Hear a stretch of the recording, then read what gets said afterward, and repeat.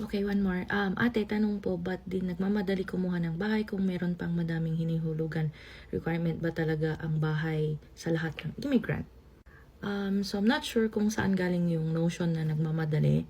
But for us, it took us 3 years to save for enough for down payment and enough to, cover other expenses kapag bumibili ng bahay. So, I guess from our perspective, hindi siya pagmamadali, but most car loans right now ranges from 5 years, 6 or 7. Actually, may 8 years na nga ata, I'm not sure.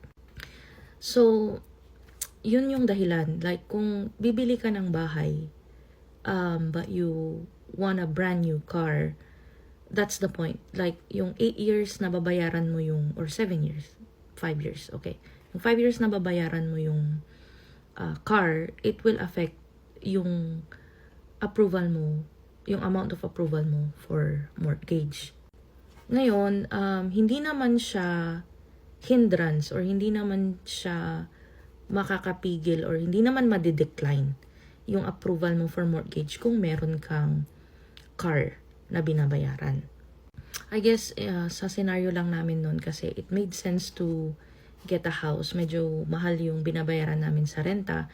And then we found a house na pasok sa budget. Anyway, it's not a requirement na kailangan mong ng bahay na bilhin or your own house dito sa Canada.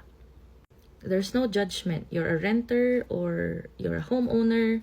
We all need a roof over our heads. So, hindi naman siya requirement, but if you see yourself sa lugar na magstay ka naman ng matagal, especially if you're growing a family, tas nakikita mo kailangan na ng school, kailangan mo na ng ibang,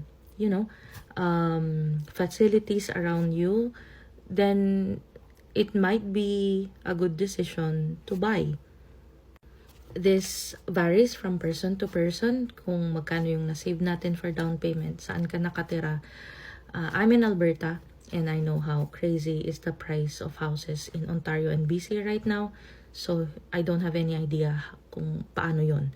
But for us, I guess it all just made sense.